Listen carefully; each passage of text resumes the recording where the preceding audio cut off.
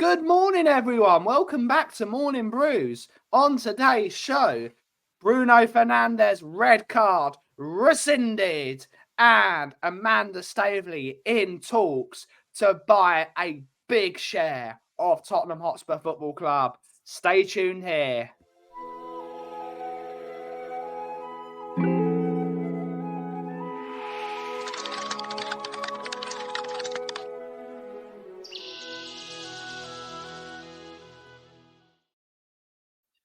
Welcome back to Tottenham on Tour, your world-famous Morning Brews show with myself, the Cough, and the Roadman. This is a pre-recorded show this morning because, unfortunately, the Cough actually has to do some work. I have to go all the way to South London to fix a coffee machine. So whilst I am on the train to South London, ooh, scary South London, ooh, we will be doing loads of things. But Roadman, how are you doing?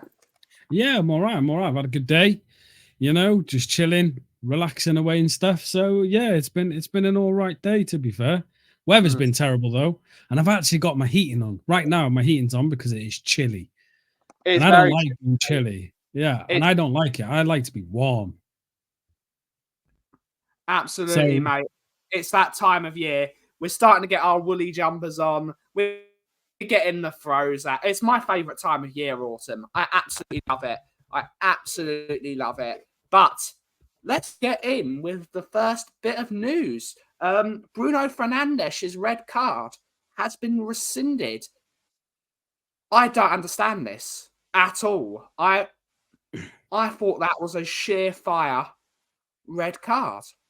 By looking at it, I haven't got a picture of it at this moment in time, but the action of the football was going, and he put his leg out, slipped. That's probably why they have rescinded it, because of the slip, but his foot comes crashing down. It didn't end with him sort of trying to curl away and trying to stay clear. He went to lash out at him. He tried to physically take out James Maddison. I really don't get it. But what do you think, Roadman? What do you think? Yeah, well, my brother's a United fan, yeah, and I've had this discussion for the past 2 days with him now, right? And I've looked at it constantly. I've looked at the rules. I've researched everything about this, yeah, right? Now, the ref made the correct decision by the letter of the law, yeah? Bruno Fernandes, with the slip, was out of control. He then endangered the player by sticking out his leg to stop a player from running, but that is endangering because Bruno Fernandes is not in control. So the referee made the correct decision in giving him a direct red card, because under the rules, if you endanger a player, it's a straight red card. Yeah. It's classed as serious foul play. Exactly, yeah. Now, VAR, again, people will say, well, why didn't VAR intervene? VAR can't, because by the letter of the law, the referee didn't make a mistake. The referee's following the letter of the law is the fact that in the action of play, Bruno Fernandes endangered James Maddison, right?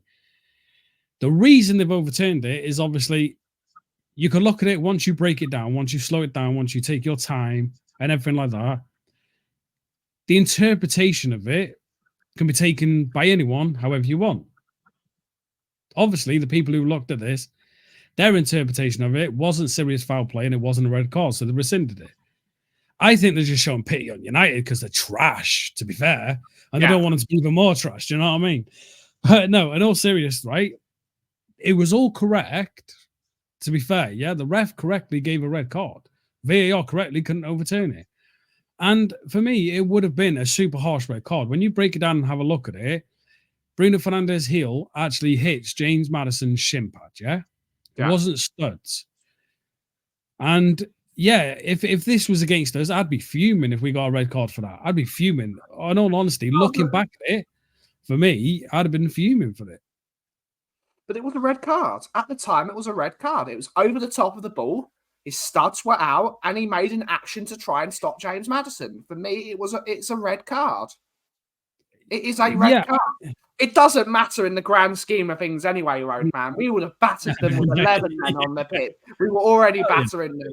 But this is, in the words of Sava, context and consistency.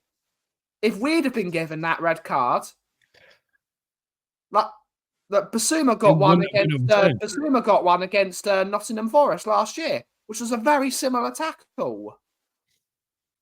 Yeah, over the ball, studs out. It was a red card, and I said it was a red card. It was an idiotic tackle. This tackle from Bruno Fernandes was an idiotic tackle. He went over the ball. He had no control of it. It's consistent. Where's the consistency with the referees? For once, VAR and the referee got it spot on. All the refs that were in that room said there is no clear and obvious error with that decision. So why have they gone back after the fact? I do not understand it. Let us know in the comments down below what you think of the thing. I want everyone in the chat, because we will be in the chat because we will have internet signal at this point probably. I want everyone to say yes or no to red.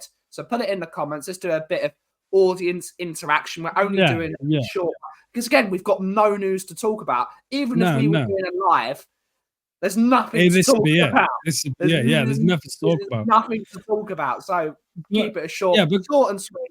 But but can I just? Is it a good thing to turn it over? I don't think it is, because we've seen a lot of, like, don't get me wrong, for me personally, I'd have been mad if we got that red card. Let me put it out there. I don't think it was a straight red. Yellow at most, a huge caution. Personally, that's my feelings about it. But the letter of the law was followed correctly by the referees and VAR. Let's get that in there. The referee didn't make a mistake. The letter of the law was followed correctly. I don't think they should have rescinded it, because not only does it put more of a light on the refs again, saying that the refs made a mistake. I've read the law. Made a mistake. I read the law. They didn't. They've said, we are punishing you for following your job. So when the refs follow the law, right, they're still punished. Exactly, and it all goes down, right? And this is the one thing that is the most worry for referees in the Premier League, and mainly in the Premier League, is interpretation of the law. They're allowed to interpret the law to their bidding, right? That is so dangerous. That is ridiculous, because we know refs are biased. We know there's many arrests within the Premier League who are biased, aren't they, Roadman? Of course they are, of course. But you look at I can't remember who the ref name was when Spurs got that last-minute winner against Man City. You see the touchline, Craig Coulson. There you go. He turns to Pep and has such a solemn look on him. Is this say, "I'm so gutted for you. I'm so upset." I'm sorry. You're an official. You should have no emotion within the game. And I think that's what's different to us and referees over in Europe. Majority of referees over in Europe, not all of them, majority of them, show zero bias. They're decent referees. We've seen it in the World Cup. Fantastic refereeing. Media, unbiased. Champions League. Great refereeing. The problem in the UK and in the Premier League, English football, is refs have agendas. If a player speaks badly about a ref, or if a manager speaks badly about a ref, within interviews or on the pitch, the ref creates an agenda. Then you see it constantly, right? But also pundits do this as well. And one is Gary Neville. He could sing plaudits all he wants yesterday. That man is a little snake. And I'm saying it right here, Gary Neville is a little snake, If you look at majority of our games, Christian Romero will make just a normal challenge, right? A normal challenge that most people make. His first words that come out of his mouth is, ooh, it makes a huge deal of it, It frustrates the hell out of me, because when Bruno Fernandes did it, nothing. It was barely even a noise from him until the ref gave the card, right? Each person in the Premier League has bias, and it feeds to the refs. And the refs have bias. There's refs who are for United. There's refs who are for Chelsea. There was refs who were for Spurs. I mean, who was that one? Clattenburg, when he used to love Spurs. You seen when I think it was Moussa Dembele scored that goal, and he goes running with his arms up as if he's all happy. Then he gave us a bad game, and Pochettino basically called him out on it. After that, Clattenburg hated us. You look at Garrett is his name, the Australian referee, who obviously that viral video went round of him using the microphone and hearing it on the pitch and everything. He's got an agenda against Ange. because obviously Ange was, manager of the Australian national team and didn't do exactly great there. His first game for us was what a dreadful referee. I think he sent off Basuma, I think it was. I think he sent off Basuma for one. Oh, so it was Luton Town. It was Luton Town. It might have been Luton. It might have been that one. Yeah, right. He kept giving us yellow cards, right? Fouls that weren't even fouls, constantly giving us because he sat there with his agenda. He was unbiased within that game, and it happens too much. And again, who was it last night? Was it Atwell last night? Who was not last night with the Spurs game? Was it him? Was he the referee? I think it was. Anyway, whoever the ref was, yeah, right. I thought it was quite fair through the game. We got yellow cards. I thought it was a good performance from the referee. I thought it was, yeah, right. And my brother was sitting there kept using it, right? And he does this all the time and it frustrates the hell out of me. He sits there going, United fans do this all the time. Yeah. No, like, you say what I'm about to say. You say what I'm about to say because it's exactly the same. All United fans do it, yeah? Go on. What is it? United fans do it. That's not a foul. They're all against us. They want Man City to win the league and all that stuff. All that stuff. Oi, mate. Word for word, exactly what my brother said. Word for word. And this is it. Yeah. This is it. And all United fans are like that. Chelsea, Arsenal fans are the worst for it. They're the worst. There's always an agenda. They always send off Arsenal players. Arsenal fans, Arsenal have time wasted more than any other team. And they don't get yellow cards for time wasting. They don't put the time on for their time wasting. Mate, how is Arteta allowed on the pitch? Allowed to pick up a ball that's not even out of play. Every single and never time. Gets yellow carded. Never gets yellow carded. Yeah, never gets yellow carded for it, yeah? But Ange, in a break of play, walks to his players to just give him a bit of advice. He got yellow carded for it. Yeah. And you what this is it though, right? Yeah. No context, no consistency. No context. I've spent too much time. I'm using a whiskey. No. But you gotta say it though. Savit is fully correct there. Yeah, is 100% correct in his statement there.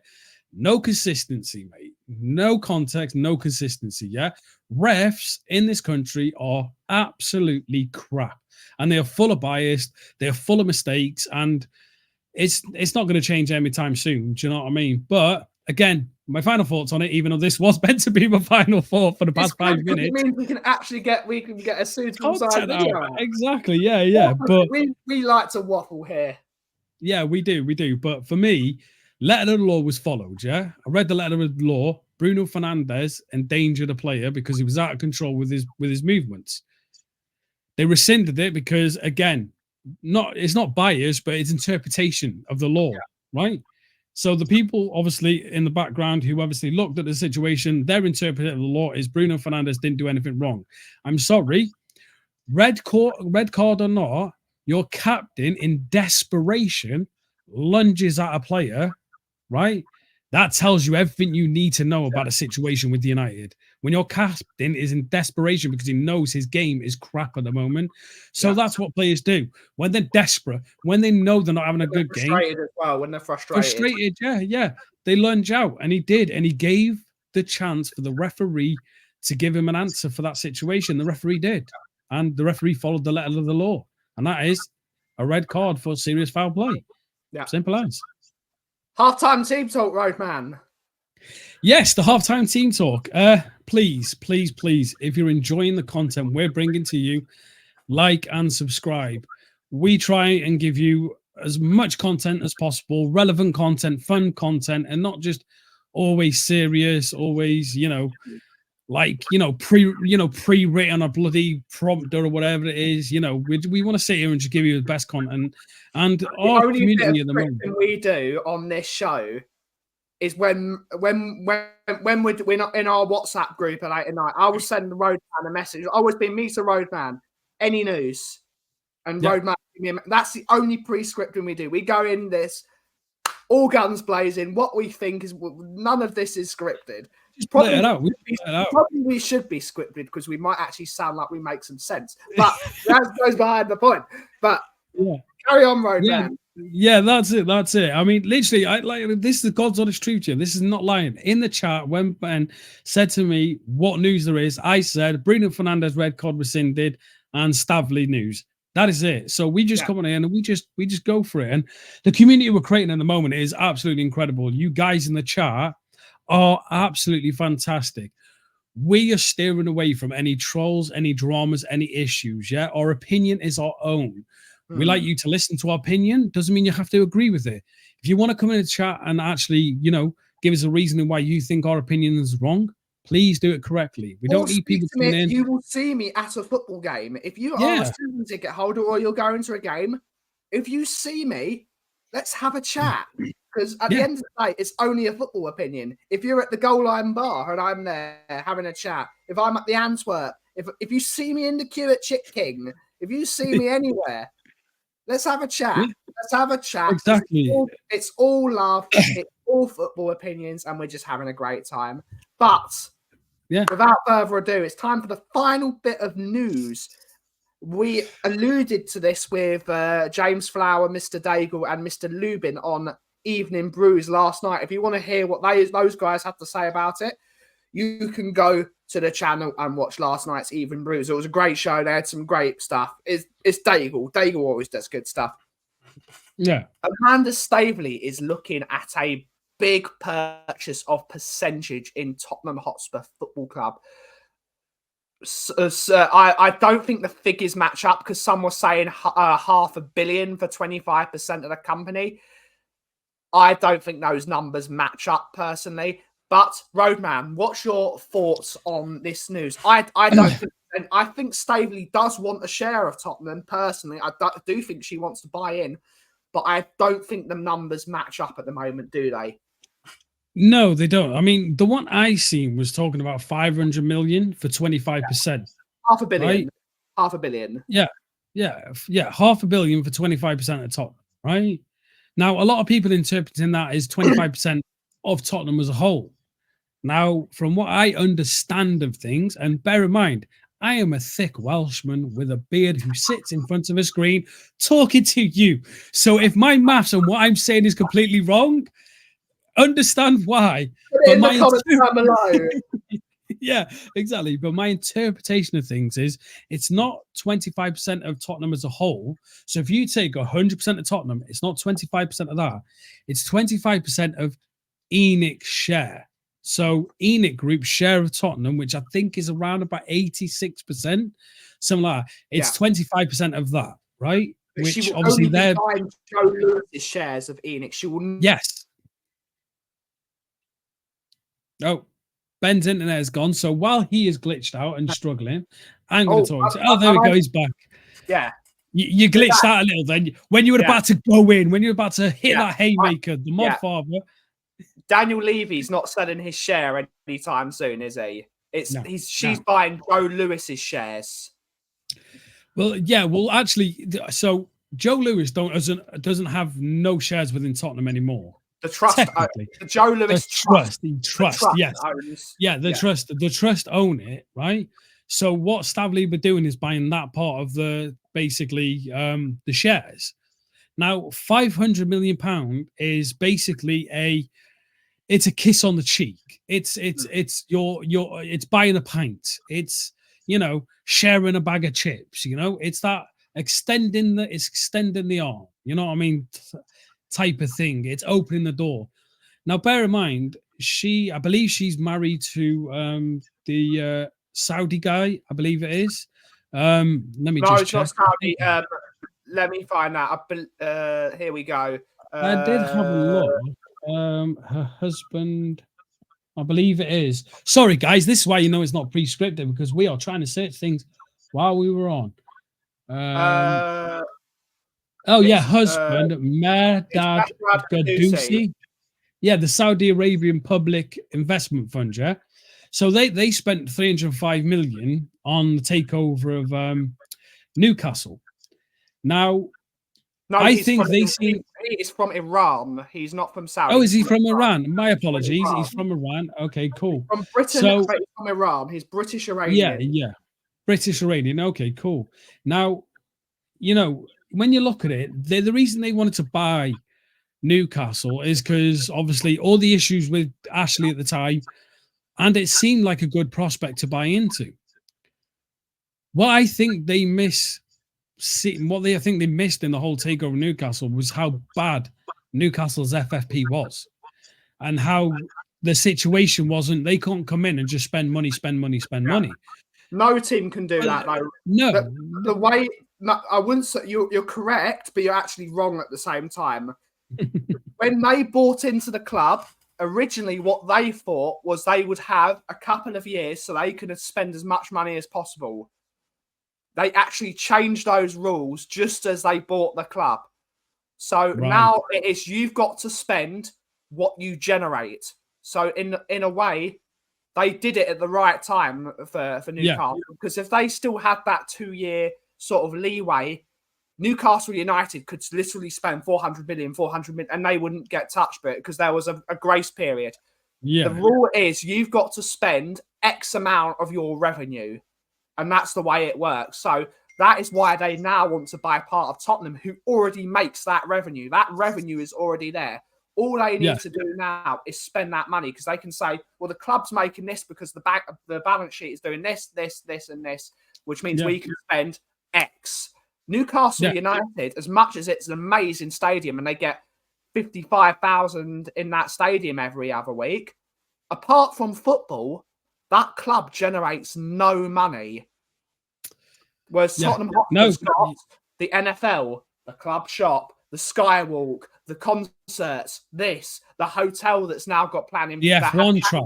They the Formula One track. It's got all those different assets that make income for the football club. So if, say, that sort of money came into Tottenham, they can justify how much they want to spend, because they can say the club is making that money via X, Y, Z, and all that. No, you want investment. That is why Levy does want, and ENIC do want to increase that sort of what's it called, gentrification of the area, because they own a few of the pubs as well. They own the Bell and Hare pub. They own this. They own those are all income for the club. It's all income, and they can say that reflects on the balance sheet.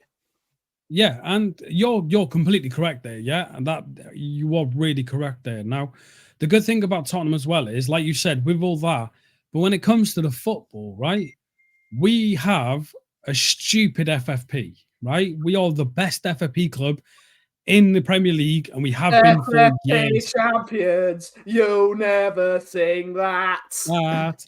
Right now, when I give you this number, it is a stupid number, right? Yeah, and you know, a lot of fans are against this type of possible ownership, because they're not coming in just to invest in Tottenham. They're opening the door for the full takeover. That's what this is how you do it. They're not going to come in out straight off the bat and go, we want to buy Tottenham. They have to go in, they have to get feelers, they have to get they have to get within the club and show why they want to be there, why they want to buy because I remember Tottenham still has shareholders that own the club. Yes, exactly. They still have shareholders. Yeah, exactly. Which means they have to go in, they have to show reasons, they have to give people a reason why they should. Yeah.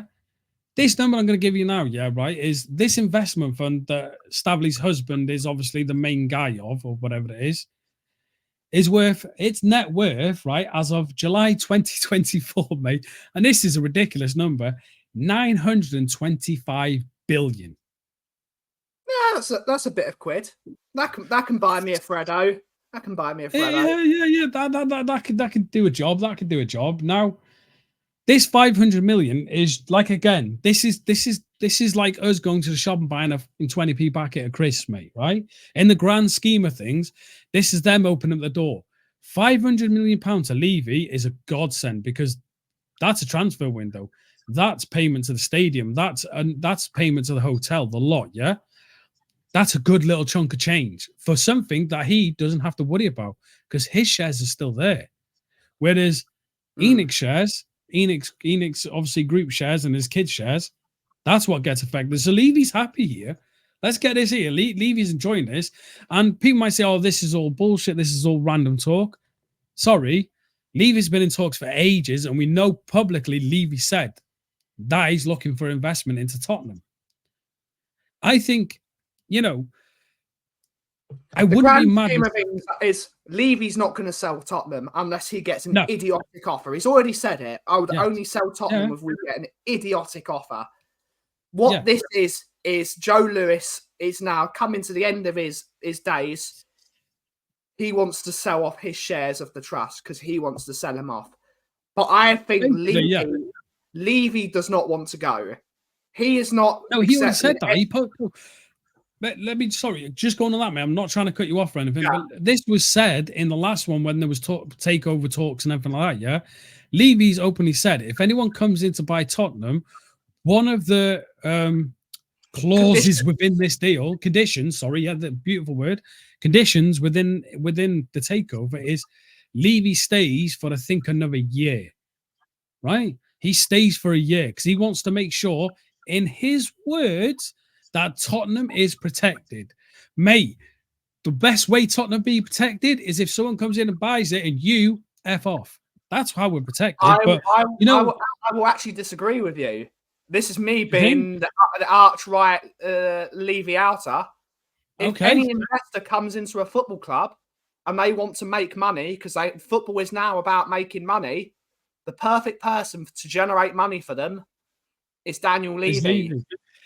So but you're going to buy into Tottenham, a sensible business person will be like, we're not going to get rid of the guy that's created a money printer.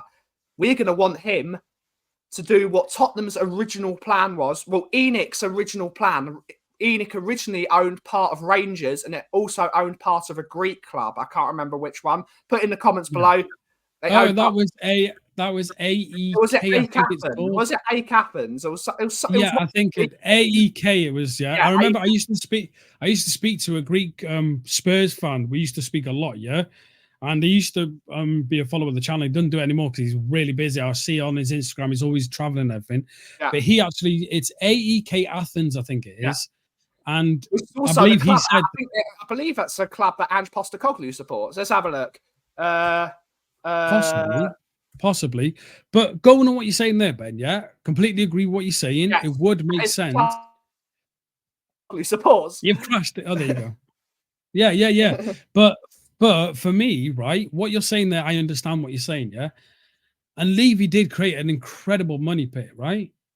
But then he's also, if you look at it, not been so great as well because as a football club, and if you go watch the Newcastle documentary, it's the worst thing ever. Yeah. But this is what I'm saying. Now but if you take Staveley and you take a husband, you've got the Levy side, technically the husband, this great, fantastic businessman, £925 billion. That is stupid money. It's close to $1 trillion, But if you watch the documentary of Newcastle, mate, she is really into football. Like she was passionate. She was in the meetings, right? Passionate about a football, talking about players, wanting to know what it could take to bring them in, talking about players who were not doing well. How can we replace them? She was very into the football, right? Now, I think if she comes in, she basically, and I hope to God she does, if this was to happen, she's the type who tells Donna Cullen to F off. She's the type to say, no, I don't want you near us. I'm now the top woman. You pee off. You've had your time. Bye-bye. Or she starts working with Scott Munn as well as part of that. Yes. Oh, she will.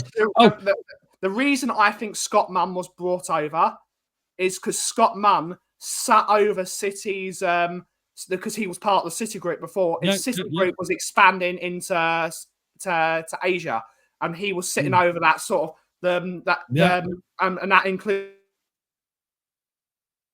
Oceania, I'm going to call it. He was part of that with Melbourne City FC, with this football club. With that, that's why I think Scott Munn was brought on board because he knows how to. I think Tottenham wants to make the Hotspur name into like global brand. They want to make it into a global brand. So I think if they can turn that 900 billion into 1.8 trillion.